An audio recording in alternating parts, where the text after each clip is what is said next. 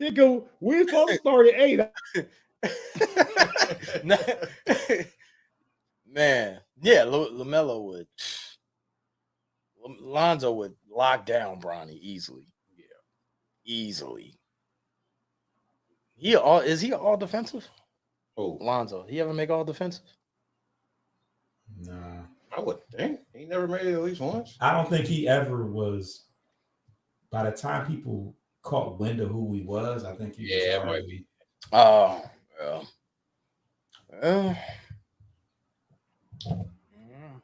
his prime Yeah. was. All His he prime got is an all rookie. That's it. Dang, that's all you guys are rookie. Yeah. You got to think his prime was what, right before he got hurt when he was in Chicago. That was probably the best he ever was. His best years are behind him too. That's sad. Yeah. That's crazy. 26, however old he is. It'll be 28 when the season starts again. His birthday in October.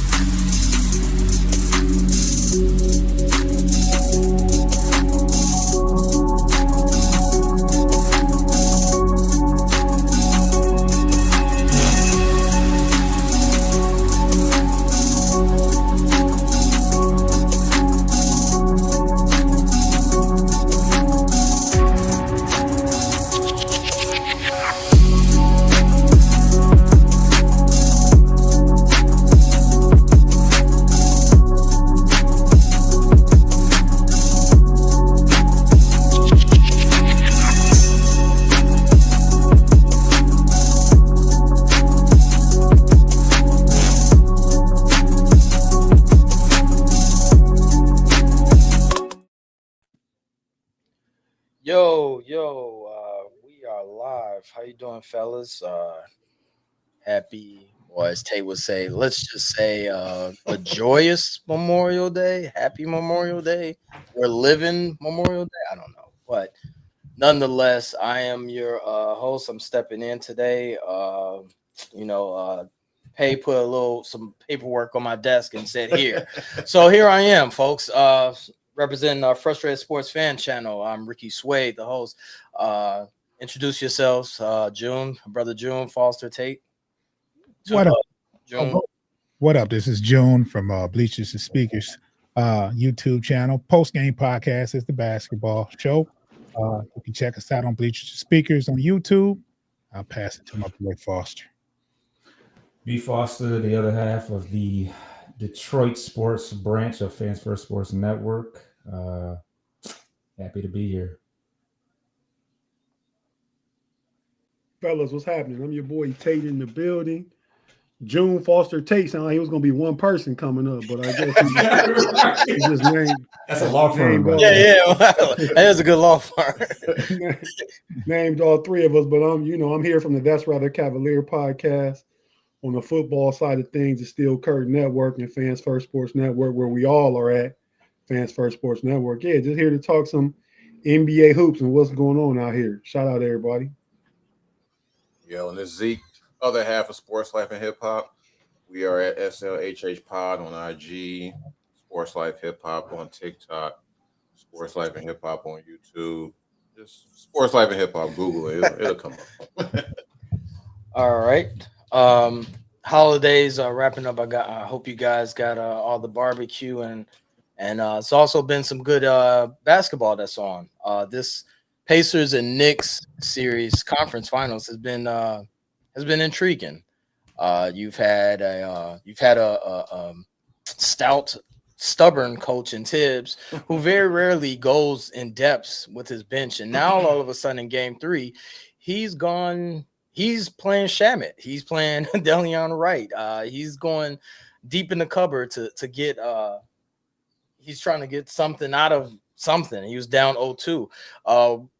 June, what is your take on yesterday's game with the Knicks being down 0-2 and them surviving and making this series interesting? My take is Knicks did what they had to do. They slowed the game down in the second half.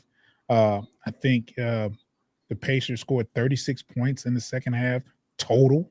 Mm-hmm. I think the Knicks had 46 in the fourth quarter, I believe, something like that. I can't remember what. I mean, it might have been 46 for the half. I'm not quite sure, but Tibbs is gonna run his players to death, and he's actually, I think he pulled somebody from the front row and said, "Put on a jersey, man. Give us a few minutes." Because I've seen some players out there. I'm like, who is that? But you can't run with Indiana. The last score was 138 to 135. This was in the hundreds, like barely in the hundreds, and I think that's where the Knicks would like to keep it. You don't want to run with Indiana. You don't. And they slowed the game down, made it a half-court game. They executed, and it seemed like Indiana in the fourth quarter, nobody wanted to take the big shot. They was deferring a lot. I don't know if it was just me, but it seemed like they were doing a lot of passing when they were down by 4, and it was like somebody has to shoot it, and they was just deferring. So, Zeke, are you happy with Tibbs' coaching subs? Like his sub, inserting Mitchell Robinson in the starting lineup and taking out Josh Hart. You love that word, man. What? Inserting? Whoa. You know what? I'll read the dictionary tonight and come up with another word. I mean, lather and certain. I mean, we got a whole bunch of words. The dictionary is very vast. So. And dictionary. Zeke, what do you feel? You're a guy that look at coaches and what they do as far as changes. What do you think about Mitchell Robinson being in the lineup and taking Josh Hart out? I think that was a good one. I think Josh Hart gives a little more energy to the second unit. I think the Mitchell Robinson move was I'm assuming for more defense and to get away from the hack of Mitch, right? Right. They don't want to hack him too early. But I don't think that was that got to be assistant coach decision. I don't think that was Tibbs all on his own doing that. I'm pretty sure he was pressured by his assistants. Hey, we got to make a move. We down 0-2 because we all know Tibbs is very stubborn. So I don't think that was a move on his own accord. Tate, what is your thoughts on the Pacers and the fact that they weren't ready? They were up by 20. What was it 20 early in the second quarter? Why didn't they make adjustments and outlast that's or make adjustments and put a nail in that coffin and make it 3-0? What did the Pacers do wrong that wasn't effective? Well, I mean, I think in this playoffs, man, this playoffs, you've seen a lot of comebacks. I mean, it's just today's NBA. I mean, even the other night when OKC Minnesota was playing, I picked Minnesota to win that game, but I said OKC gonna make a run when it's down like 25. Now that one didn't happen, but a lot of games, and Indiana's won like that. Indiana's come back from double digits and probably won about 3 or 4 games this playoff. Yeah. So they just got some of their own medicine. I said some of their own medicine, and not the other word people typically say. Ricky, I just want you to know you weren't gonna go there. But yeah, man, and unlike the rest of y'all that have chimed in so far, I give Tibbs credit, man. I mean, he's still ultimately the one to make the decision. No matter how stubborn he is, he's in the driver's seat. A joker can tell you go right, but if you in the driver's seat, you want to go left, you're gonna go that way. So he did listen. So I respect it. I think Mitchell Robinson helped save Cat. Cat had a big first quarter. So I think putting Mitchell Robinson in and giving them, a larger lineup across the front kind of helped. And like Zeke said, Josh Hart does help give the second unit more energy. So I think you'll see the same lineup far as the Knicks go tomorrow. And as far as the Pacers go, the Knicks was just physical with them. You know what I mean? The Pacers played my punk ass Cavs physical, I'm still shouting out the Cavs though. They right there. Yeah, okay. But the Knicks are made for physicality. Y'all know because he's in Chicago. Tibbs coach like that. Yeah. Right? They're gonna play with that grit and grind. You're gonna get it out the mud. So if Indiana allow that to be done to them, the Knicks gonna get back in this series. You brought up something, Tate, about Cat having 20 points, and he had 20 points in the fourth quarter. Yeah. Foster, 20 points in the fourth quarter Cat displayed. What was it about Cat that showed that he can definitely he can be the number one guy on this Knick team? Like he became the alpha guy. So like what was different as opposed to game 1 and 2 that he didn't put those numbers up? I think he just did a better job of attacking. I think that Cat gets really, he can be really passive and you know, despite the fact that he's 7 foot, 250 pounds, he can play with a little bit too much finesse and settle for the threes. And I just think he did a better job of attacking the rim. And it ended up being a major factor at the very end. I mean, Brunson's very constant. You know, he doesn't really have bad games per se, but Towns is who they really needed to step up and assert his dominance, because when it's all said and done, he's one of the better scorers in the whole league. So do you guys have a problem with Brunson taking majority of the shots? Or, you know, like Brunson is taking 25 to 30 shots a game. I could be exaggerating on the 30, but he's definitely taking 25. Would you like the offense to be ran more through Cat? Zeke? I mean, it could be to take some of the pressure off Brunson, because Brunson is doing a lot. He's bringing the ball up, taking most of the shots. Now the narrative is starting with, oh man, he holding the ball too much. They throwing that narrative out there. So, I mean, it would ease up off of Brunson, save him a little energy if they run it through Cat. Looking at the Knicks part now we need to look at the Pacers. What do the Pacers need to do, June, for them to come back and win Game 4? Now they still got home court advantage, but what do the Pacers have to do to get that W? They just need one more. I mean, to make it difficult. Hey man, put on them track shoes, run, pace everything. Don't let them slow the game down, speed it up. Be confident in the outside shot. That fourth quarter, they were not confident. Those threes were there. They were, stopping and trying to get mid-range shots and passing the ball around. No, do what got you there. Hit from outside, run. Put on those track shoes. They shot 20% from three. No, they still. I mean, that doesn't mean they shouldn't do that. No. Oh no, that wasn't a indictment on what you're saying. I'm just saying that they probably won't shoot 20% from three. They gotta get back. I got them there. Yeah, for sure. But it was more so to your point that you said that they weren't making it down the stretch, and it got dark. In comparison to the first game where Neesmith could not miss. Right. Mm-hmm. Well, you got Game 4 in Indiana, in Naptown, and you also have Tyrese Halliburton's dad back in the building. That should definitely boost the morale and get the crowd hype. Tate, or get him knocked out. Tate, with Halliburton's dad in the building, will this uptick Halliburton's play? I mean, he's been playing pretty good. Yes, last night he didn't have a good game, but what does Halliburton need to do? Because there's been a discussion about how he's a superstar. He's not a superstar. What is it about Halliburton that doesn't make him a superstar? Man, he need to be a real end, man. He just a sometimes end. You know what I mean? I mean, and his dad back in the building, but he in protective custody though. You know what I mean?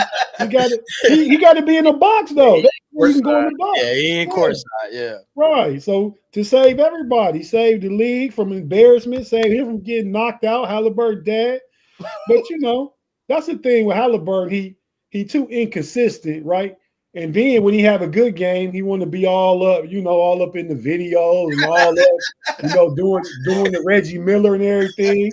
Then when he scored 8 points or something like that, you can't find him. He just dash off to the locker room. So you just got to be consistent all the time. Be who you are. Don't be a sometimes in. Was that choke? Was the chokes, Selly? Was that cringe, or did you guys feel like it was OD? It was whack. That was good.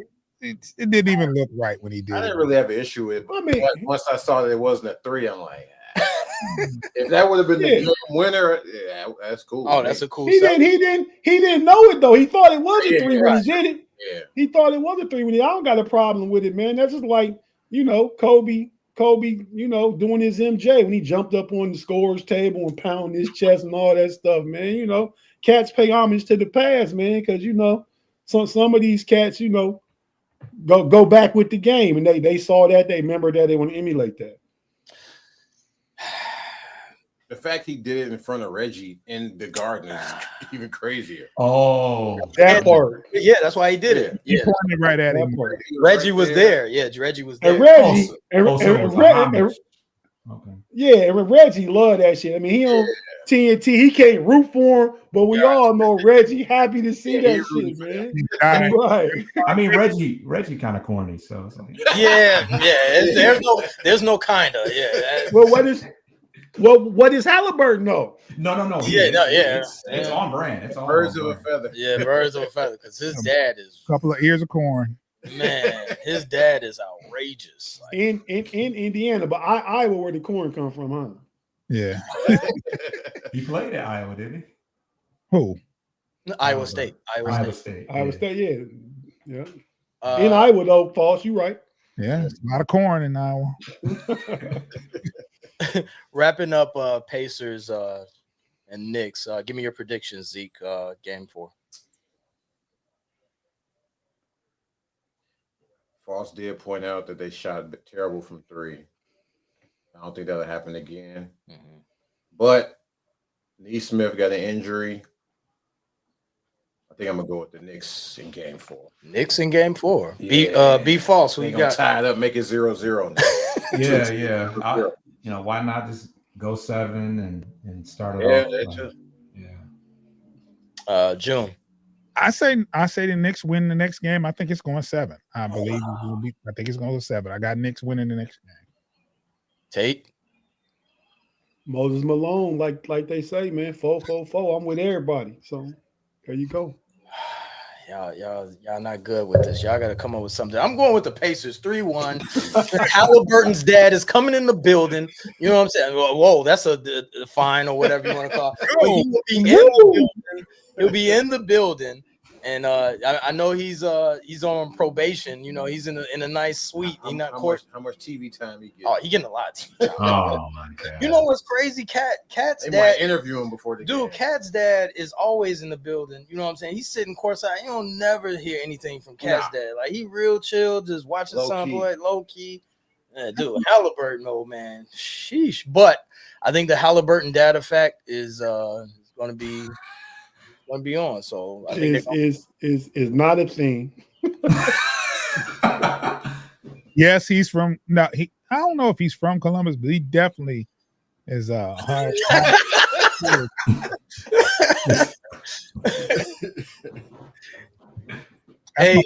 my boy there. Dog, right? Hey, Pay, if you can hear, do we got some bills to pay? You know, Sports Life and Hip Hop frustrated fan. I don't know if we'll be back. I don't know if he's gonna hit that button, but we'll be back in a couple of seconds. If he hears, I'm dead air right now. You know? Oh, there we go. He's not sleeping. Nah, he's not. He's not sleeping behind the boards. He's the wackest producer ever. He should have been on the show, man. Shout out to Pay, man. He's queuing the stuff on time, man. It's dead air. Come on, get him out here.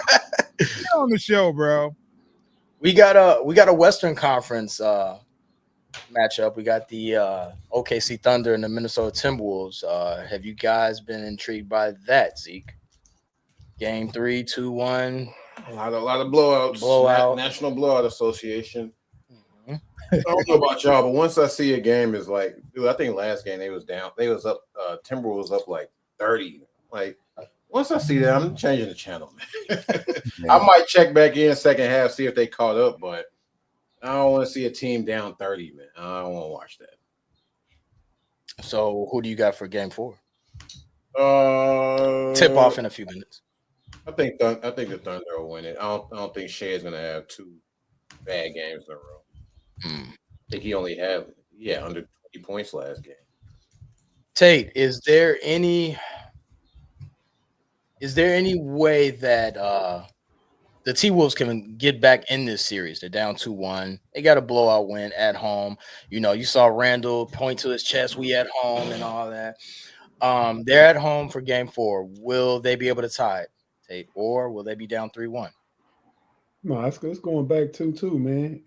Ant-Man. I mean, That's what this series come down to. Last series with OKC was Shea against Joker. Now this one is Shea against Ant. And I mean, I like Ant. I respect Shea as MVP, but you know, Ant a real YN though. Shea, he nice. He from Canada. He's a hooper. You know what I mean? All those things like that, you know. Mhm. But yeah, I got to go roll with them dogs, man. You know what I mean? I roll with you know, foxes, not lambs, wolves, not lambs. You're not rolling with the MVP? Nah, I got Ant. Wow. Be false. There's been a narrative out there about SGA being a foul merchant and how he's flopping and grabbing people's arms and getting the call so he can. That's just on defense. I ain't talking about this Michael Irvin style offense he got compared to football. To push off every time, that shoulder lean and get some space. He could foul out in the second quarter most games. They called It is there a thing about him being a foul merchant? Is there something about that, or everyone's just blowing it out of proportion? Yeah, I mean, it appears to be an epidemic throughout the league between him and Brunson. It's a real thing for sure. He's a great player, and I guess great players do take advantage of the just of the privileges that they've earned. But yeah, there's definitely some validity to that. My biggest thing is like I don't know what to make of. Is it if the T-Wolves blow them out tonight? It's like I don't know what to make of. Is it a close series or not? I guess obviously it's 2-2, but like everybody, it's either you smoke them or you get smoked. So kind of weird. But we'll see how it goes tonight. June, can OKC win this game? Game 4. I got OKC winning tonight. I mean, Canada invented basketball and it sucked. I think SGA, you know, holds up that, you know, the Canadian banner and say, "Hey, I got this," and they win tonight. Nickeil Alexander Walker. I never peeped that they both had the hyphen with the Alexander, but they're related. We know, Foster. Everyone knows that they're related. I just found out. I'm not gonna hold you. I found out when in the series, to be honest. Wow. You only care about Bridges, bro. You don't care about nobody else in the playoffs. I'm self-centered. Hey man, was Massachusetts part of Canada back in the day or something? Yeah, I swear that's where basketball was invented. They said Canada, actually. Springfield, Massachusetts. James Naismith. Come on, man, get your facts straight. No, my bad. I just Tate. As far as reffing in the playoffs in general, they've been the refs have definitely let the teams get physical. Less 3-pointers have been hoisted. And what are your thoughts on the games being more? They're giving them more. They're liberal as far as foul calls. They're letting them play. What are your thoughts on? Is that a good product that Silver has been allowing for the games to just be played?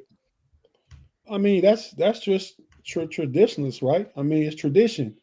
It's the traditional way the playoffs go. You have a close regular season. What's wrong with my Cavs? They're a great 82 game team, but they're not a good 16 game team when they get time for that tournament because they don't get physical enough. They get out tough. So, you know, we all know how the playoffs has always win. You know what I mean? They kind of you know regulate it during the season, but when playoffs go, man, I ain't gonna say everything goes, but they let them play, and I like that. I like that better. Excuse me, Tate. Naismith is from Canada. But it was invented by a Canadian. Let me rephrase that. Okay. All right. Well, the rephrase in context is everything. Okay. Thank you. Straight. There was a Canadian that created basketball, but not in Canada. Okay. In Springfield, Massachusetts. You got that. Zeke, you're a ref aficionado. You break down the refs and how they call games. What are your thoughts on how they call in the playoffs? I do like that they let them play, but I don't call all the ticky-tack fouls, but the obvious stuff you got to call. I don't want to see no 2-minute report saying, "Oh, we should have called this, and this at the end of the game." Like the obvious stuff you got to call. Like like you said with Shea, a lot of the times when he's driving to the rim, he's just bumping off of a guy, and that's a foul. I don't really like those fouls. But I don't think Shea is as egregious as Harden would. Like Harden would go to the rim and cuff your arm and get the foul. Shea not doing all that, but he is getting a superstar whistle. But he's MVP, so. My favorite was when Brunson took, I can't remember whose arm he took, but he took him and hit him in the face. Yeah, I don't like all that. That is crazy. Yeah, that is crazy. You can't grab the other guy, then it's a foul on them. I don't like that. Just call the obvious. Like the going back in the Detroit, New York shit when Hardaway took the 3 and in the game. That was a foul. Yeah, that was I was thinking that in my head, but I didn't even want to. Yeah, sorry, man. I didn't want to be the one to say it. Yeah. You know what makes it worse and all that to add on to what you're saying, Zeke, is when they come out with a 2-minute report and then they say, "Oh yeah, we meant to call that and we didn't call that." I'd rather not. That 2-minute report. I'd rather not. So just don't say nothing. Right. Just It's not gonna change. 2-minute report. Leave that alone. Man. Yeah. So what? As far as SGA goes, and they've been doing the narrative with his cousin. Like, does anyone even care about that? I know, like Foster brought up, and he didn't know, but like we don't like. They're really pushing this narrative about them being cousins. Mini doc. Yeah, they're doing a mini doc about the. I'm like, yo, like first of all, we knew, Foster, you've been educated, but yeah, it's not that big of a deal that two opponents are playing against each other and their family members. I think this is going to be mentioned every time they play each other. I mean, dude, June and Tate will attest to this. They making it like it's Isaiah and Magic kissing on the chin and stuff. Like, oh yeah, before the game.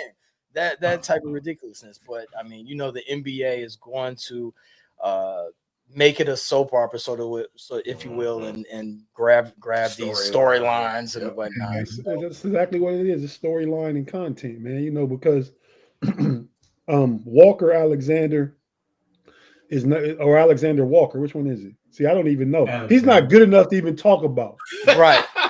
He's a role player. He's a role player. But the fact that he's Shea Cousins, why we even talk about it? Right. We grew up together. Yeah, we grew up together and all. They pointed out in the doc though. Yeah. They said he went a different route to the league. It was a little rougher for him. Nikhil. This means war. All right.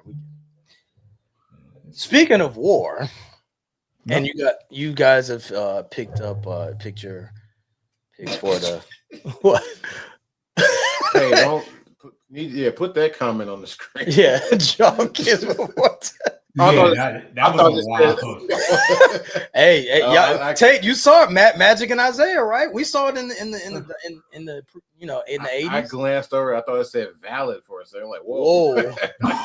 I mean, it's just as bad as a quarterback wearing fingernail polish, Oh, you know what? Here we don't condone. I mean, and I know a big piece of the Bulls championship run. Dennis Rodman didn't kiss men. Oh, here we go. See, yeah, you know what? Another commercial. About as much as Tristan Thompson. Let me get speaking of war, as we spoke about, I'm hearing that the free agent talk is talking about Ty Jerome. I call him Ty Jerome Rome. He is being looked at by June and B. Foster's Pistons. What are your thoughts on that, June? Well, he's better than Kobe. Bring him. Kobe White, yeah. Kobe White, yeah, bring him. Tate, do you want Jerome gone, or would you like to retain him? Man, I was with retaining them all, but that last series, man, he wasn't hitting shots. When he's not hitting shots, he proved himself to be a defensive liability, big time. That was part when he was the head of the defense or had to guard the ball. That's when Halliburton was having his best spurts, for real. You know what I mean? So if they bring him back, I think he lost money. So, but that last series, so if they can bring him back for a nice deal, or if the Pistons want to pay a little more money, just a little more money to bring him in there, then it could go both ways. But I don't need him. I think the YN Craig Porter Jr. is ready to assume the backup PG role. Does anybody know his market value, or is he restricted, Tate? I don't know if is he restricted. He's unrestricted. He's unrestricted.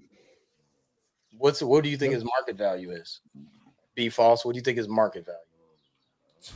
Tate would know more than that, though. I mean, well, Tate doesn't seem like he's confident in even retaining him, so that's why. But I mean, if you ask me what I'd pay for him if I'm Cleveland, no, well, that's going to start his market value, right? Because you'd have to outbid Cleveland for him to go somewhere else. If he's restricted, he would have to. The Cleveland can match, but if he's unrestricted, it's a wild west. I understand that, but I'm saying if Cleveland offered him 10, Detroit offered him 10, I bet he stays in Cleveland. Absolutely. I'm saying if I'm Cleveland, the most I'm offering is 10. So anybody offer more than 10, he gonna go somewhere else. Oh, he getting more than 10. I agree. The number that crossed my mind was 12. I like his. Well, for one, this is the first year that he's actually played like a full season of basketball. Before that, he kind of jumped around. He was a journeyman. So, but I do like his efficiency. He shot 44% from three. He shot 52% from the field, and that was only 19 minutes a game because he's obviously playing behind two prominent guards. I can see somebody going out there on a limb and overpaying him. Possibly trying to turn him into a starting point guard. Like Tate said, he is a defensive liability. He's not very. He's like 6'3", maybe, but he's 28 years old. He's 6'5". Is he 6'5"? He doesn't appear. He doesn't appear to be. I believe that he is, but he doesn't strike me as a 6'5" guard. But yeah, he scores 30 per 48 minutes. I think somebody can make it could make a point to him possibly being a starting point guard, but I think he that second type ball handler we talking about to play with Cade, which would be better than your boy who's that two guy? Not Ivy, the other guy, the 3-point shooter. Beasley. If Beasley come off the bench and still do what he do, still can get the same amount of minutes. I'm just saying another ball handler to help Cunningham or Cade out would go a long way. And y'all had the defensive chop, especially with JB being the coach to help him out. So is he Tate, you watched him all year. Is he more of a 2 or a 1? Where is he better suited as? He's better suited as a secondary ball handler. He can play someone in a pinch. Okay. But yeah, K would still be running the offense, but K could get off ball some if Ty Jerome was in there because he's 6'5" and he can score, he can get to the bucket, and he can distribute. But just like you saw when against the Pacers for the Cavs, when they pressed them boys up and the pressure was on, he wasn't good with that ball in his hand. No did he. Going 1 for 15 in the playoff game will not get you money. That will have you lose the bag. He's lost it. You think so? You guys all you guys are you guys think he lost the bag? He had a great series that would look a lot better. It all comes. Your value all comes down to who feels they need you. If there's one team out there, even if it's like the Orlando Magic, who could not get a consistent guard the entire year, they might say, F it, we'll pay you 15 or whatever the case may be. It's your value is only as high as who needs you. That part, and the market probably was 18 if he had a good series and what he did all year. Now we talking 12 and 10 right now. He only averaged 12 points a game though, and he was third in 6-man. Doesn't that boost his value? That boosts his value a little bit, but it's about what you last saw, man. I last saw him be terrible. It's certainly. He's only worked with the Cavs fan last all because it hit home different. It ain't gonna hit as home to other teams, but I understand where Tate's coming from. Well, they're saying because Beasley, he had a great year, and we're not too sour about it. But that's kind of the lasting impression that Beasley left was a shaky playoff as well. What were you gonna say, Zeke? Just saying it's between Jerome and Sam Merrill. They might lose either one or both of them.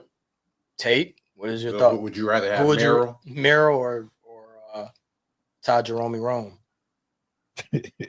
Unmute. Muted. Fine. Big fine for myself. I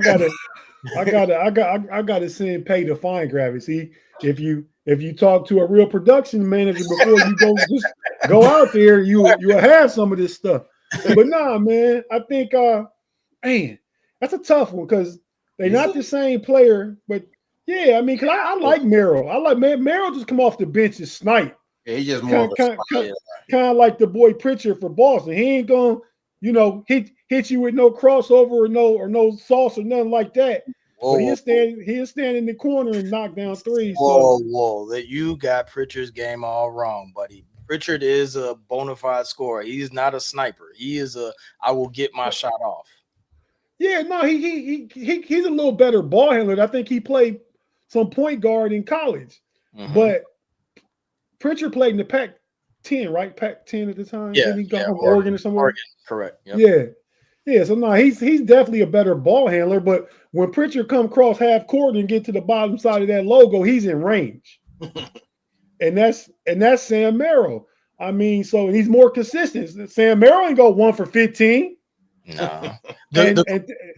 I was going to say the crazy part that he had the green light to go 1 for 15. More importantly, Sam Merrill doesn't have the green light to go 1. Ty Jerome had the green light from especially since Garland missed some of those games. So that was his opportunity. Jerome's opportunity to capitalize off the extra. And he missed the bag. He folded. I don't think he's gonna miss out on too much money because I mean he only made like $2 million. He made like $2 million each year, and he could throw in, I was a 6th man of the year finalist. He was one of the finalists for 6th man of the year. He can throw that into his negotiation. I mean, the percentages look really good. 44% from 3 is insane. Who's his comp? Ty Jerome. Pay wise, like who's should he? Hey, I'm as good as X, Y, and Z. Low key. I mean, he can't demand Pritchard money. He can demand Beasley money. Malik Beasley. That ain't a lot of money. What is Beasley making? What, like $6 million? Didn't he sign? Beasley only making 6. He signed a prove it deal. Like he'll be extending long term this next go around. But I think he signed like a 6 to 8. Oh, really? That's a good question on who's his comp. That's a good question because I mean I'd say some TJ McConnell maybe, but TJ McConnell bother you defensively though. Jerome not gonna do none of that. Beasley signed a 1 year for 6. Oh, he signed 1 year. Wow, bargain. That's why they love him so much. I mean, that is a bargain. Yeah. Hardaway made like twice that. And Hardaway is he was injured a little bit, but yeah, Hardaway had a bad year. Speaking of losing money, the all NBA, all defensive teams came out and some guys lost money. Specifically Jaren Jackson Jr. He missed out on 1 vote from getting that $200 million extension. Memphis is rejoicing. Poor guy.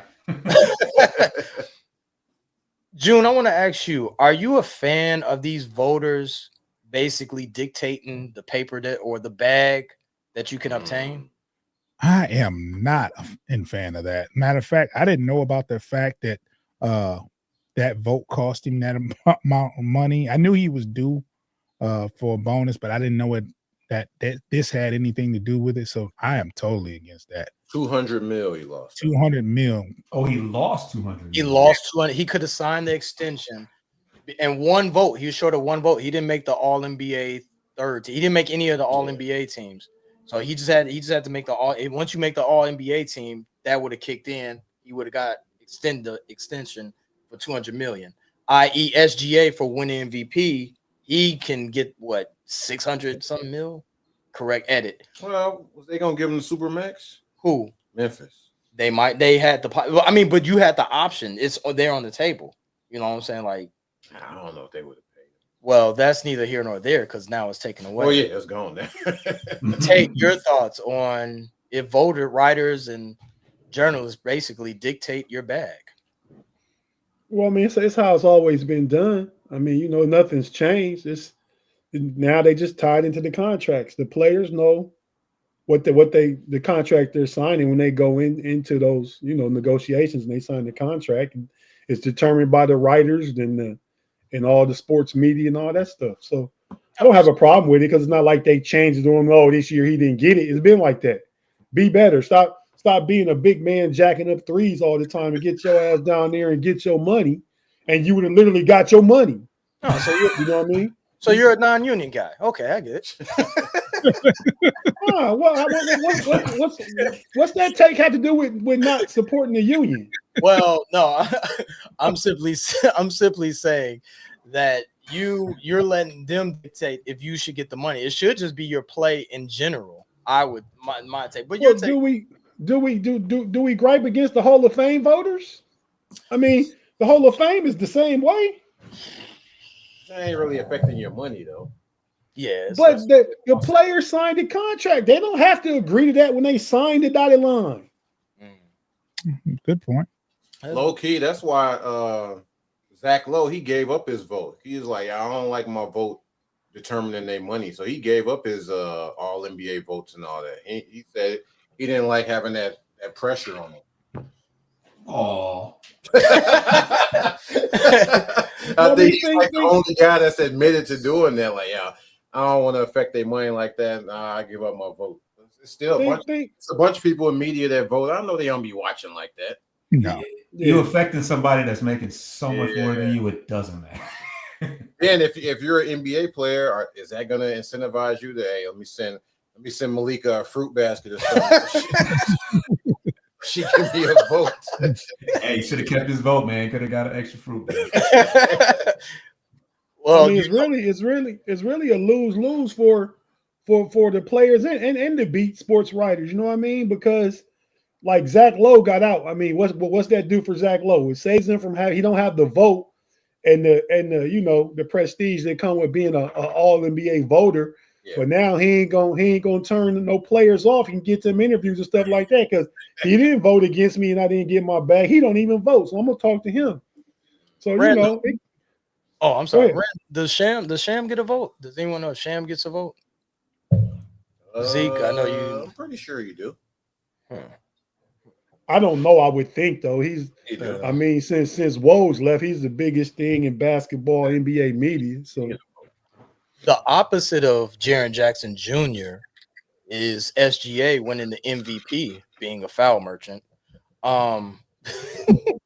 Being a foul merchant, SGA actually him winning the MVP. He can sign up to Zeke. This is your field, like 600 something mil. Like he can get like 60 mil a year. Yeah, 60 mil a year, except for winning that MVP. Are you okay with SGA getting that type of bread? And if I'm assuming OKC will grant him that, are you okay as far as star wise? He's worth that money. June. Wow, that's tough. Is he worth the money? That's a lot of money, but if that's your franchise guy and you believe in him and that's what you want to do, by all means, do what you got to do. I mean, he could be the nucleus of great teams to come, and that's what they want to do.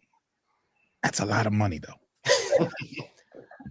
60 mil a year. That means pretty soon somebody gonna be getting them 82 a year, $1 million a game. That's coming. But we had like this new. Ain't Jaylen Brown getting 60 million a year? Oh yeah, he is. Yeah, Jaylen Brown is. I mean, so what are we talking about? Is Shea better than Jaylen Brown? Sorry, Pay, but he's better than Jaylen Brown. Finals MVP. I don't know. No, but he's still better. Ain't no MVP ever coming for Jaylen Brown. League MVP, never. And Shea might be on his way. If they win the finals, he's gonna be the MVP. Yeah. As a team, if you're talking about should the Thunder do it, yeah, he's taking them to, especially if they get to the finals, because I don't know how far KD and them got, but they lost LeBron. They lost LeBron. They got to face the Heat. Yeah. Okay. So he was crying. but I think he's a good representation. He's still pretty young because he got drafted by the Clippers, so I don't even know how old he is at this point. But he got drafted by Charlotte and traded to the Clippers. okay, Wow. Paul George effect, by the way. He's Paul George is the new Kevin Bacon of the NBA. okay, yeah. Then he kind of played like him a little bit as well with that slow pace action. But yeah, I mean Thunder, that's a no-brainer as far as what they should do. Well, I do believe that we will see Wow. He got traded for Miles Bridges. what? Shaded? Yeah. On draft night. Hmm. But Shea and Charlotte, that's not, I don't think he ain't taking them to the finals. Well, yeah, that's been all the talk this week is Charlotte traded Kobe and Shea on draft day trade. Yeah. I was like, it sounds like Kobe. Right. Yeah. But you know what? A part of this, and Tate, maybe you can speak on this. Does it depend on where you get drafted? You know what I'm saying? So you can be drafted, Kawhi Leonard being drafted by the Spurs, that helped out his career. Kawhi Leonard going to Utah Jazz, that might not have helped catapulted his career. Does where you get drafted also and who's the coaching, does that have to play a big part? Yeah, that always plays a big part. I mean, Kawhi loses half of his career resume if he doesn't play with Tim Duncan and Tony Parker. We say, oh, Kawhi two-time MVP because he held LeBron to 30 and 10 and 10, and they won the series, but Kawhi got the MVP because his defense was so good because LeBron should get 40, and he held him to 30. You know what I mean?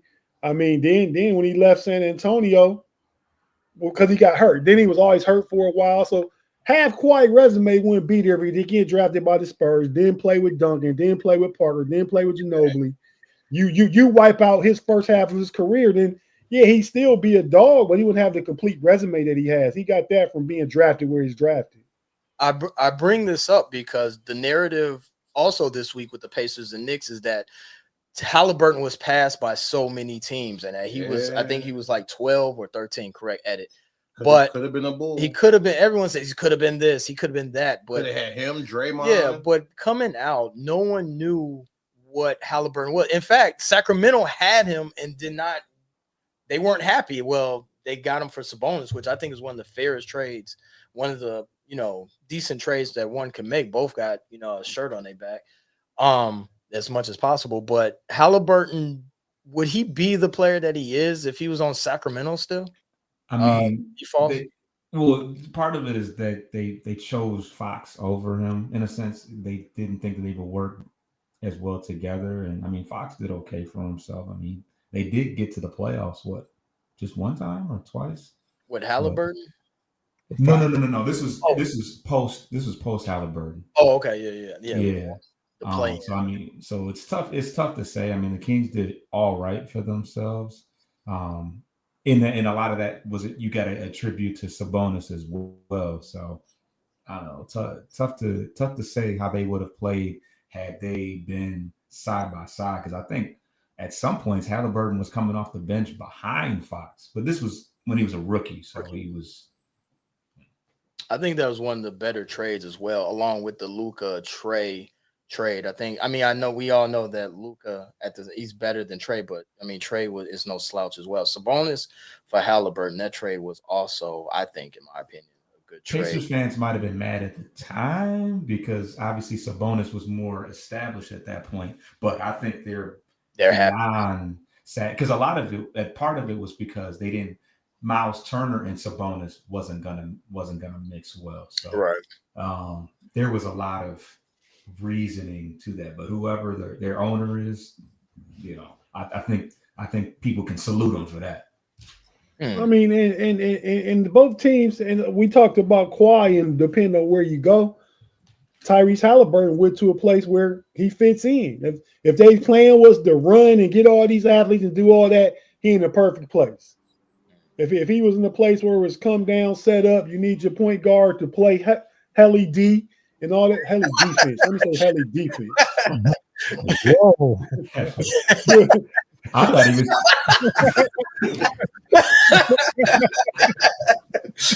All right. Production production kudos for that one. That was kind of a good one. But yeah, man, he just went to the right spot. This other teams, you could put Tyrese Halliburton on right now, and he wouldn't have the same effect that he does with the Pacers. I mean, playing with Miles Turner having 5 out is a big part of why his game is so good too. Oh yeah, I'm deep in my bag with it, man. Come on, man. We were trying to give you credit now. You know what? You bring up a good point, Tay, with coaching and another popular name. I'll use the other word, but I'm not going to use it because y'all gonna call me. But a popular name this summer is Giannis Antetokounmpo, and there's a line. There's been they've been saying that Doc Rivers has a great relationship with Giannis. Well, I'm sorry, not Doc. Glenn.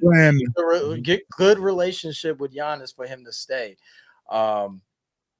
Zeke, your thoughts on Glenn Maywood's finest, West Side's finest, Chicago, having Giannis stay in Milwaukee? What are the chances? I don't think there is much Doc could say to get Giannis to stay there, unless he say, "Yo, we bringing in another All-Star caliber player," which is highly impossible. So I don't know what Doc can say to influence Giannis' decision. Wherever Giannis going to do, his decision is probably close to already being made. Are we all in agreement that we want Giannis somewhere better than Milwaukee? Are we in as long as it's not LA. Yeah, I'm with you. Only reason I can see him staying there is on some, the East is going to be pretty much up for grabs, but which it is. The team he had to put the team on his back anyway, but I can see him like, I don't want to go out west and deal with that, but where is he going to go in the East? He said Brooklyn, and it was another team. I'm sorry, it's Brooklyn. Yeah. Tay, did you hear about another team? It was Brooklyn and someone else that Giannis. Why would you want to go there? Just because it's Brooklyn? He said Brooklyn, though. It was another. Giannis said Brooklyn? Yeah, he said Brooklyn. He said Brooklyn. It was one of his destinations. Another team that he'd be open to. It might be Houston. It can't be money. It's always about the money. Nah, he already got money, man. He got his ring and he got his money. He should want to go to a good team. That don't even look right. Some just don't. You close your eyes and imagine. Unless it's him and somebody else teaming up going. Yeah, that's what I'm thinking. If he said that, he must know. It's another iron in the fire. He got to know that. He don't want to go there and play with Cam Thomas and Cam Johnson, them jokers, stay with Kuzma if you're gonna do right. Yeah, might as well stay in Milwaukee. This brings up another question with this summer embarking with some names coming out. The KD and Giannis in the trade whirlwinds in the Chatty Patty talks. Is the end of? Are we seeing the end of the 3 superstars on a team? Like the Heatles or. Everyone ganging up and doing a banana boat thing and saying, yeah, let's play together. Are we seeing the end of that where now now we got small market teams, i.e. Minnesota, OKC and Indy, they're actually have a chance to win the chip. Are those days behind us where we're seeing teams, superstars team up now? Be false. I don't think we're there yet. This is a nice little situation we got going. It's 5 years. 5 years. Because the last couple, Denver? No one is repeated. It's been 5-6 years. No one is repeated. Just a parody and all that. Yeah. Yeah. I mean, one thing we have seen is a lot of these combinations have not worked. Like we saw Brooklyn with Harden, Durant, and Kyrie. That crashed and burned fast. The same thing with the Suns with Beal and Booker and KD. So one thing that we do know is that type of stuff only works on 2K. It works really good when it's not coaching is not involved and egos aren't involved. I'm just controlling the players, but I don't know.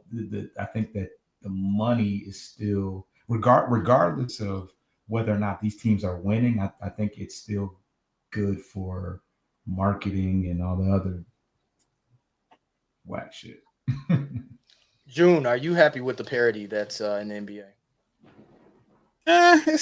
It is what it is, man. I think, the game has changed so much that, the storylines and the narratives change with it. I also think that the three superstar type of teams, I think you'll see more Batman and Robin type teams that are successful and that are thriving more so heading forward. So those type of things. And I think you got somebody like SGA making 60 million. It's going to be very difficult to get three people superstars in the team with that demanding this kind of money. So, and the market will dictate that, because like I say, you give SGA 60 million this year or next year, somebody's going to want 65 the year after that. So just they already talking about that. They're speaking on future talks now. Like, oh man, OKC not gonna be able to last because in a couple of years they got to pay this guy, and this guy, and they already talking about it. Well, they're talking about it in Boston last season. Like, hey, they ain't gonna be able to keep this roster. Right. Yeah. Tate, that money comes into effect. Tate, you're a Buckeye fan, so you're a fan of long winning tradition and wins and back-to-back titles. Are you a fan of parity? I am a fan of parity, man. I like to see everybody have a chance. I would agree that with June, like, it's gonna be, you can have 3 stars and a weak ass bench and be in trouble, or you can have two stars and have a strong bench and you can continue. You know what I mean? Because you can't pay 3 players $60 million, but you can play 2 120 and then spread that other stuff out amongst your depth. So I do agree with that aspect of it. Yeah, man. Plus, it's about fit. Like Fall said, these jokers just get big names and just throw them together, man. Why would I think Devin Booker and Bradley Beal work? KD fit in. KD fit in anywhere, right? He fit in. LeBron fit in anywhere. Yeah. You know what I mean? Kevin Garnett was gonna fit in anywhere. But you can't just grab big names and put them together. Harden and Kyrie, who plays defense in the backcourt. On top of that, to add to that, Beal's contract is disgusting, and he has a no trade clause, which is beyond going nowhere. I don't know what happened with that one. And that was when Phoenix got that new owner that bought the team, and he just wanted to, jump out there and play 2K, like Foss was saying, because he's a billionaire. He can do his own thing, much like the leader of the free world. Just do his own thing, whether it's good or bad. When you get a certain attitude and a certain level of richness, you just do your own thing. You know what I mean? So that's what's happening. It doesn't always work. It's about fit, and it's about how to work the financial aspect of the books. Well, the producer in my ear is saying, we got some bills and we got to cut it. But I want to say thanks again, brothers, for having me on and being payday for today. It was a treat, and I'm going to use my word, June. I definitely had to get a lather and get going, you know what I'm saying? Yeah. But my boys, my guys from 313, I can say 313, right? From Detroit. I guess if you allow Foster to wear a Mets jersey. Right. Tell the people where they can catch you guys at and what you guys got coming up. You can find me and B Foster on Bleachers and Speakers on YouTube. You can also, anywhere you listen to a podcast, you can find us. Just type in Postgame Podcast, FFSN, on any of those platforms. You can also type in Bleachers and Speakers, FFSN, on any of those platforms. Make sure you're following us. Make sure that notification bell is on, so when we drop content, you'll get an alert. We will be having a Pistons show soon. We haven't had one. We've been doing these once a week with the Central Division, but we'll have our own Pistons show soon, talking about free agents. And also on Bleachers to Speakers channel, you will be able to find some featured player profiles on the NBA draft prospects. We'll be giving our analysis on a lot of the players that potential picks in the NBA draft. So just make sure you subscribe to Bleachers Speakers on YouTube. Tate, where can they catch you at? Where can the people find you? Yeah, man. That's Rather Cavalier Podcast, Fans First Sports Network. Like June just said about the post-game podcast for the Pistons.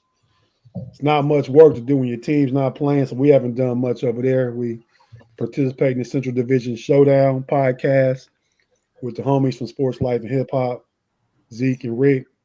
The homie Pay, you never know when he's going to show up. And, but Fans First Sports Network, that's Rather Cavalier. And everything we all do with the Fans First Sports Network, that's some football, some baseball, some, we are no Diddy, dip and dab and everything. Can't say dip and dab. But, dip, maybe dab.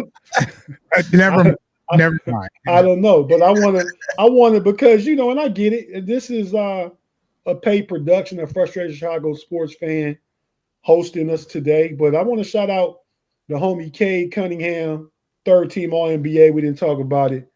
Evan Mobley, Cleveland Cavaliers, second team All NBA, and Donovan Mitchell, Cleveland Cavs, first team All NBA. There's no Bulls on there, so it wasn't really need to be. They didn't really give us time to recognize the all NBA team. So yeah, shout out to those players in Central Division that made it. Wow. Zeke, I don't know how you're gonna follow up with that, but tell them where you can reach us. Yeah, Sports Life and Hip Hop on YouTube, Sports Life Hip Hop on TikTok, SLHH Pod on IG. We should be dropping an episode pretty soon, when we get some time. We got a Black Boy Art Show pod coming out, vlog that Rick just went to. Yeah, should be coming out in about a week or so. Brothers are creative. Are creative. I want to send a shout out to Pay. Shout out to the homie Pay. Shout out to those who have watched on Frustrated. We appreciate y'all. Y'all subscribe. We're on here every Monday talking sports, talking basketball. And if you're a novice in your knowledge, just chime in and we'll educate you. But it's all 4 or 5 of us. We all on here just talking about the game that we love. So Pay, send us out. I'm Ricky Sway, Sports Life and Hip Hop. Holla at y'all. Thanks for listening to this latest edition from the Frustrated Chicago Sports Fan channel. Whether you listen to this on Apple Podcasts or Spotify or watching on YouTube, make sure you like, subscribe, share with a friend, and hit the notification bell so you never miss a drop. And all my homies from Chicago, we say 3 things: bear down, go Cubs go, and sell the team, Jerry.